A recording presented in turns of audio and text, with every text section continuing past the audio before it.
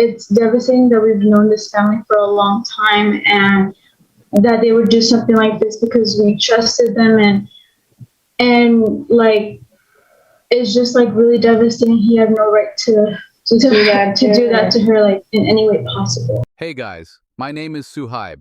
Welcome to my channel, and today we're going to take a look at another horrible case with you.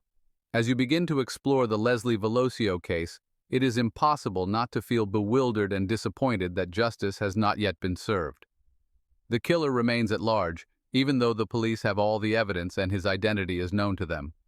Today's story underscores the difficulty of investigating crimes when suspects find themselves outside the jurisdiction, and victims can only hope that the perpetrators will be found and brought to justice.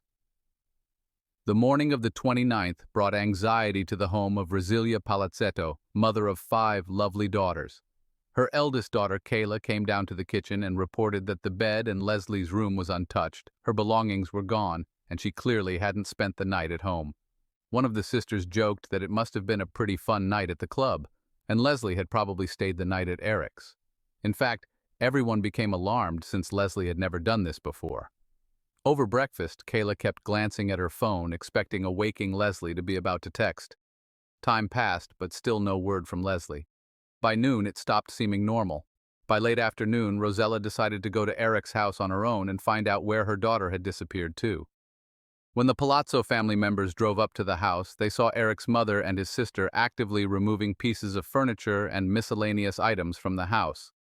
Obviously, taking furniture out of the house is quite normal, but the situation itself and Mrs. Ibarra's crying face caused a very strange feeling for Rosalia. Something was not right here. When asked where Leslie was and why Eric's phone was unavailable, Eric's mother and sister pretended that they didn't even know that the couple had spent the evening together. Rosalia once again clarified whether Leslie had slept over at their house that night because she knew from her daughter's messages that she was going to Eric's house. After receiving a negative response, Leslie's family realized the seriousness of what was happening. Fears became reality, and the family immediately took action. The older sister, realizing that Leslie could not have disappeared so easily, began calling local hospitals and searching the internet for reports of accidents in the last 24 hours. However, the search was unsuccessful, as were attempts to contact Eric. He had either turned off his phone or the phone was dead as Kayla couldn't even hear the voicemail. Rosalia had no choice but to call the police. The next day, August 30th, of Leslie was officially reported missing. The move was the first in an intense fight for justice. Leslie Palacio was born on May 5, 1998 in Las Vegas, Nevada, USA. Her short but full life was full of love and caring for her family. Always open and friendly girl became a source of joy in any company. As she valued everyone she met in her life and was reciprocated, Leslie dreamed of connecting her life with medicine. After graduating from high school, she entered the Las Vegas Medical College in 20 West 20. She was already confidently moving towards her dream of becoming a phlebotomist and worked part-time as a lab technician. Combining theoretical knowledge with practical skills, Leslie proved herself to be a talented student. Her academic achievements were admirable. She was able to easily assimilate new material and always strive to deepen her knowledge. That is why the girl decided to work part-time as a laboratory assistant. Unexpectedly, Leslie realized that she had found her calling and soon became an integral part of the team. Colleagues considered the student not only a responsible and professional lab technician, but also a warm, responsive person. The girl's duties included conducting various analyses and tests. But for Leslie, this work was much more than just a fulfillment of duties. She saw her calling in the ability to make the process of taking tests as comfortable as possible for patients. Her caring and patience created an atmosphere of trust, and even those who were apprehensive about the procedure felt at ease in her presence. When the youngest of the nurses asked if Leslie was afraid of getting her hands pierced all the time, she laughingly replied that she now had a super ability to poke people. The young optimist Vitaly B. was evident in her every action. By all accounts, Leslie had the unique potential to become a sought-after and valuable specialist in the field of medical laboratory diagnostics. And she would have, if not for a dramatic turn of events. Leslie has been used to helping and caring for everyone since childhood. As the second of 5 daughters, she took on the role of mother when Rosella Palacio worked as a hotel cleaner. Rosella recalled her daughter kicking her out of the kitchen when she tried to cook dinner, after cleaning more than 15 hotel rooms in a shift. Get some rest. Leslie gently urged her, wanting to relieve her mother's burden after work. Her daughter took it upon herself to prepare dinners, and in her characteristic easygoing manner, found cooking to be a source of inspiration. From then on, she always made sure her family members were very well fed, and even if she was away and couldn't make the family dinner herself, she always called home to make sure everyone had eaten, for Leslie family came first. And she easily inspired her sisters with her energy and ideas. For example, even during the pandemic, Leslie didn't let sports disappear by organizing workouts in the backyard of the house. She taught her mother various exercises, and with her sister she danced daily in front of the mirror to music. Her love of experimenting with hair color and image turned it into a joint business plan with her older sister to open a boutique. The sisters began designing and sewing dresses at home in their own unique style. When the coronavirus pandemic happened and Rosella was laid off due to downsizing, Leslie suggested her mother start her own small cleaning company and assured her that she would definitely help her with the cleanings in her free time from work and school. "Mom will be fine soon, you'll see," she assured Rosalia at a family council. They came up with a name for the company, the Palacio Cleaning Service. At the time Leslie disappeared, her dreams were just beginning to be realized. Their family firm had landed its first contract, but on August 29, 2020, all of the Palazzo family's plans and dreams came crashing down. At the end of August 2020, Leslie completed the lab assistant program, and the family firm also received a large order. The girl decided it was time to take a break from the stresses and worries and enjoy an evening of dancing and fun. Especially the restrictions due to the pandemic were gradually being lifted, and Las Vegas began to come alive. Unfortunately, none of the friends wanted to keep Leslie company, although people were beginning to let go of their fears and return to their normal lives. They still felt nervous and anxious at the prospect of being in a closed space with lots of people. Leslie didn't give up hope of convincing someone to have fun and posted a post on Instagram expressing her desire to spend the evening somewhere. Unexpectedly, she received a message from Eric Rango. Ibarra, Leslie, and Eric's parents had been attending the same church for 14 years and occasionally socialized, so the children had known each other since childhood but had never interacted closely. Leslie knew what Eric liked. The guy texted her, showed her attention, but Leslie never reciprocated. She was polite to him. However, on any other day, Leslie would have declined Eric's desire to keep her company. But not this time. She was eager to dilute her ordinary life with a fun evening. The whole day passed in anticipation, and when none of Leslie's friends wanted to keep her company, she accepted Eric's polite and warm offer to reminisce about Las Vegas nightlife. Sharing a night out with Eric seemed like a better choice than going nowhere at all, expecting a fun adventure. Leslie had no idea what horrible events awaited her, but she probably had a premonition of something, trying to rationalize to herself that there was no cause for concern. Anyway, Leslie agreed with her sister that she would send her regular messages, telling her exactly where she was. She also told Kayla in great detail where she was going, and with whom, and what places she might end up in. After a while, the older sister received a strange message. "Can you believe Eric is totally not going to drink this evening? We're at a party, but it looks like I'm going to have to party alone." Afterward, the sisters exchanged joking messages on the topic of healthy living. The first place Eric and Leslie went to was the casino at the Longhorn Hotel. Police officers would later see on surveillance footage of the couple getting out of a white Ford F-250, owned by Eric, at 0:31 a.m. on Ayub 29, and entering the casino, then leaving a short time later at 1:56 a.m. The couple would then leave the casino. Leslie kept in contact with her sister, telling her what was going on. At 4:40 a.m., Leslie sent her sister another strange message. "I need to talk to you about something shitty." Kayla asked what happened, and according to her, a text box popped up as if Leslie had started to reply, but no answer ever came. That text message was the last of the girl's life. The morning of the 29th came. Leslie still hadn't returned home. The more time passed, the more concerned the Palazzo family members became. The certainty that Leslie had stayed the night at Eric's house was replaced by confusion, and the family went to a familiar house where they found a strange scene. Mrs. Ibarra and her daughter were taking out furniture, pretending that they had heard for the first time that Leslie and Eric had spent the evening together. In fact, Leslie's family arrived at Eric's house just in time.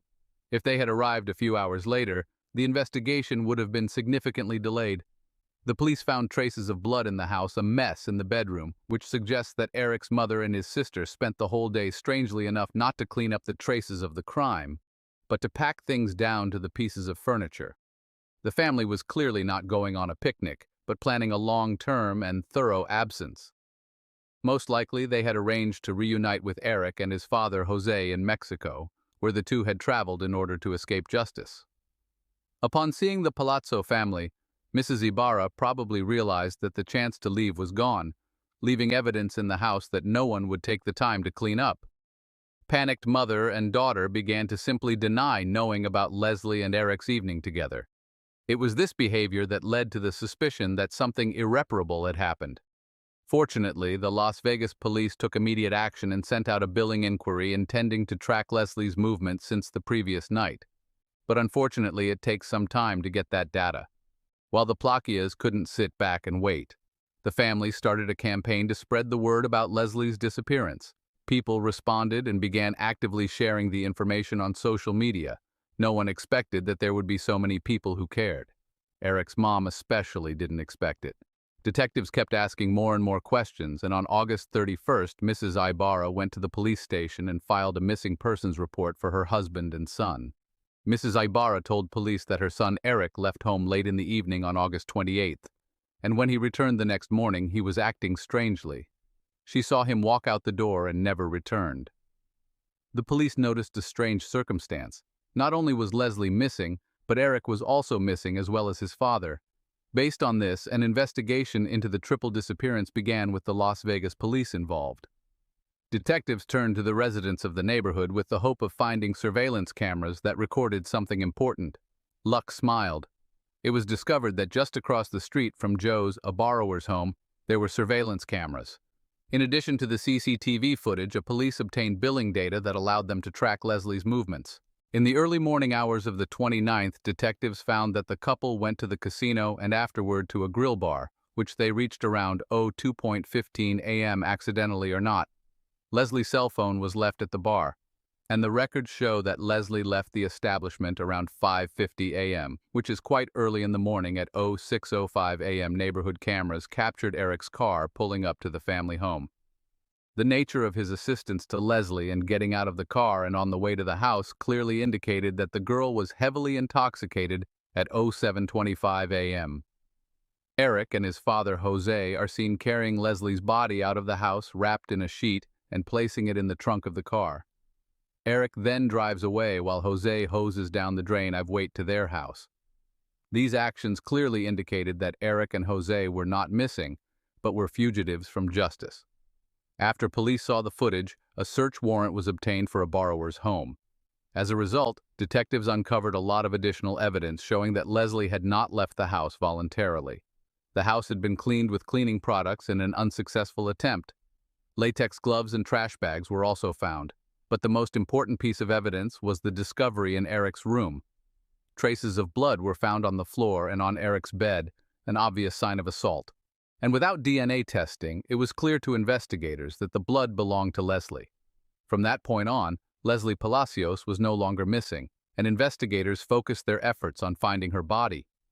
Eric and Jose were reported missing.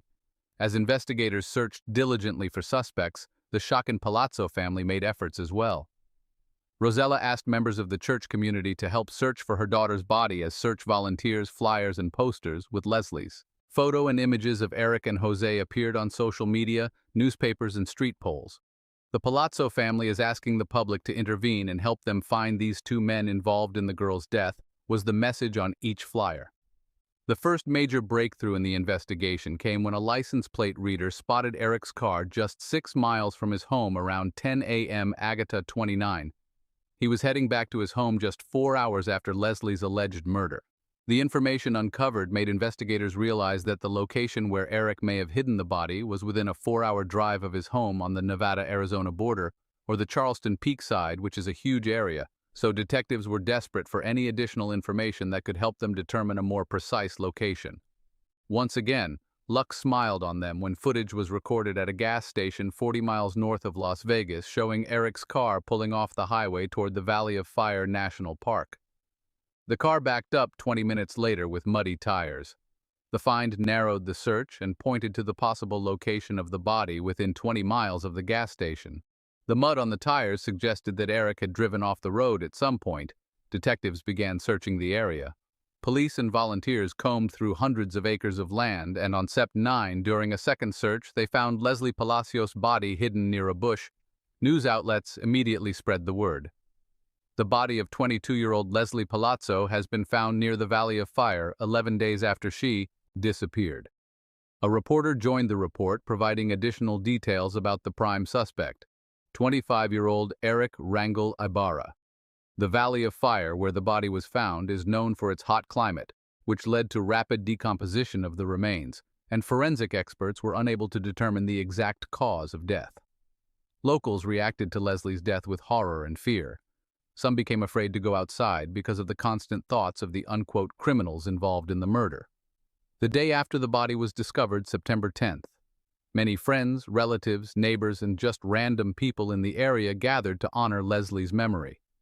People took candles that were used for the nightly vigil and placed them in front of the girl's house.